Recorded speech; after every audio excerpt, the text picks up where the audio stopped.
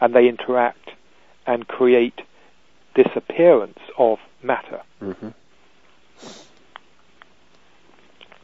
And then, so one lump of consciousness, mm-hmm. so to speak, mm-hmm. experiencing another lump of consciousness in its mind creates this experience of a physical thing. So if I was sitting looking at you, I have the experience of your body, and I experience a solid body. That is a creation of my mind, which I'm creating out of, first of all, the light that is reflected from your body to my eye. Mm-hmm. That light that's reflected gives me a sense of your shape. And if I was to actually touch you, I would feel resistance to my finger, and that would give me the appearance of solidness. And what is actually happening there, the reason my finger doesn't go through your body, is that the electromagnetic fields, which again are not physical, electromagnetic fields, which basically hold the fine structure of your body together, are so strong that they don't allow the fields that hold my molecules together to pass through yours.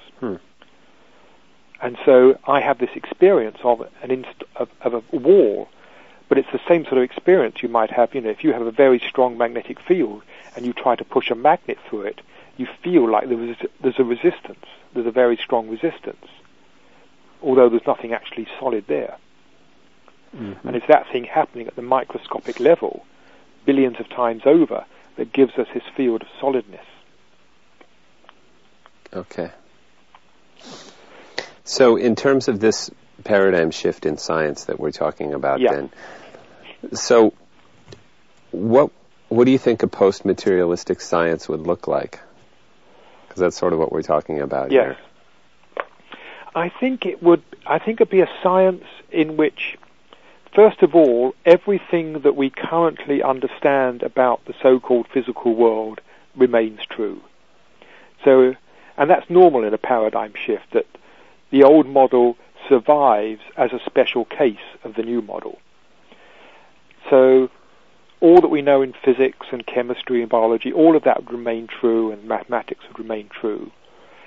The shifts would be that, first of all, I think we would perceive the universe in a different way. We would perceive that this thing we've been talking about, that consciousness does not arise out of matter, that it's always there, which in itself, I find when I look at the world in that way, gives me a whole new sense of awe with the world. When I see that is what is happening, I look at the world in this sense of awe. It just seems amazing and beautiful, the world I live in. And also, I think it then it would be a paradigm that includes spirituality within it. At the moment, the current scientific worldview seems to be opposed to the spiritual worldview.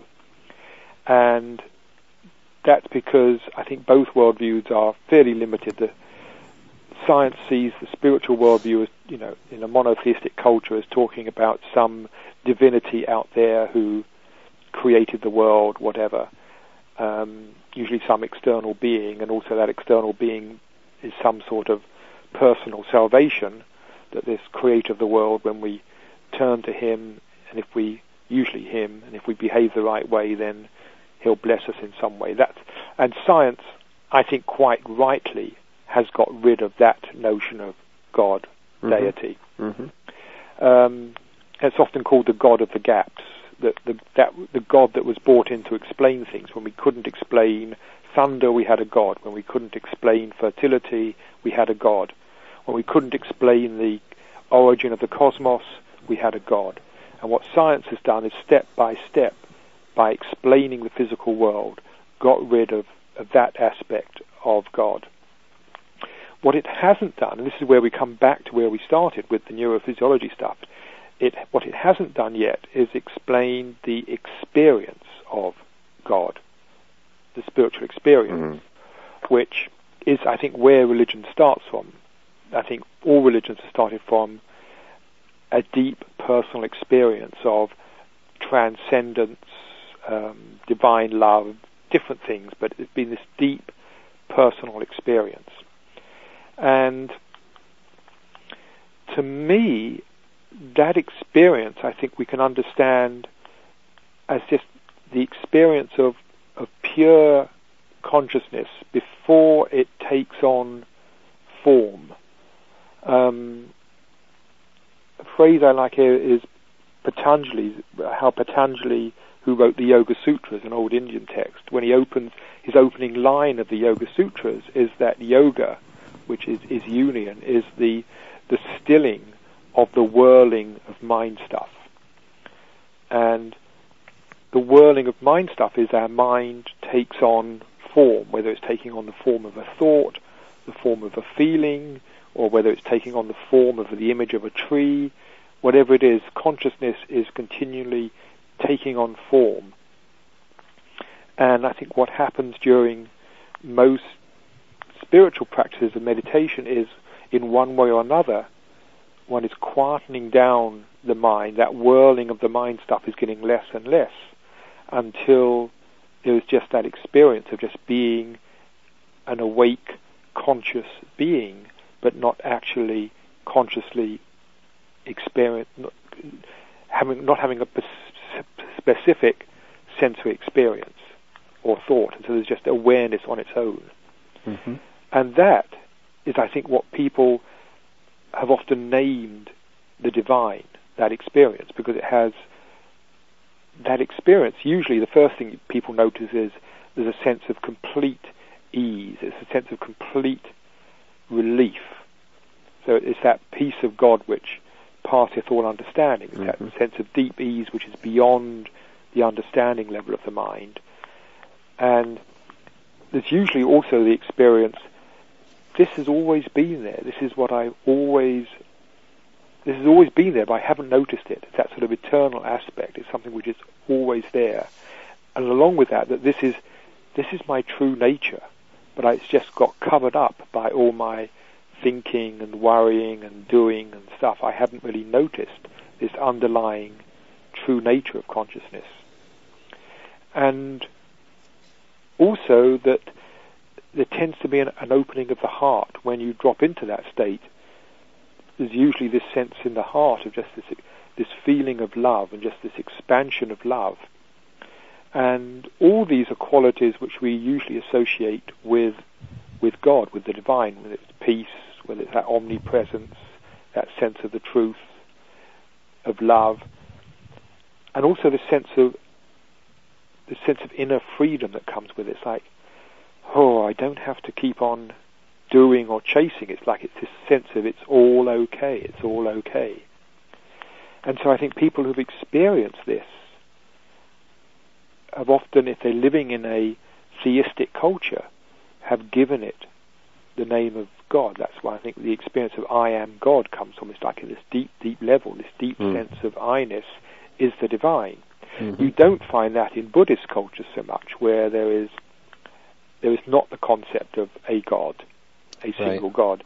And there it would be much more interpreted just as an experience of the unconditioned mind, or something like that. They would use a different language. And yet they would describe it, though, in the same way, in terms of just that relief, that ease, that sense of unboundedness, that sense of contact with love and opening of the heart. The descriptions are the same, even if they don't put the same label on it. Mm-hmm. And so I think that's where religion has come from, is people in one way or another dropping into that state of just that quietening of the mind, the letting go of the holding on to how things should be, holding on to experience, and just being in touch with our own essential nature, which is there the whole time. And they say, then they've described that in various ways according to their culture.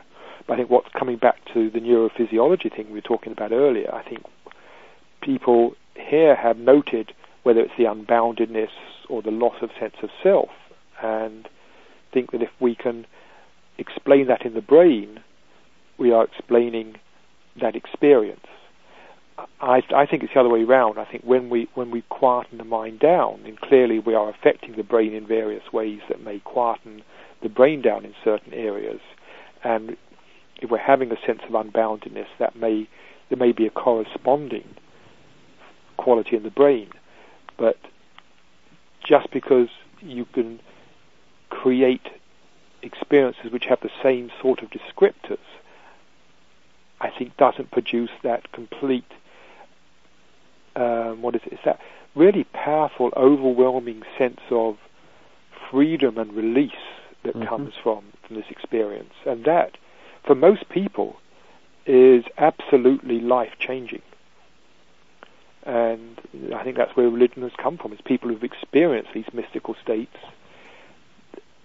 then want to go out and encourage other people to do it, and have usually found what helped them and gone and taught that to other people in the hope that if other people experience this, they'll both feel better in themselves and probably be better people in society as well.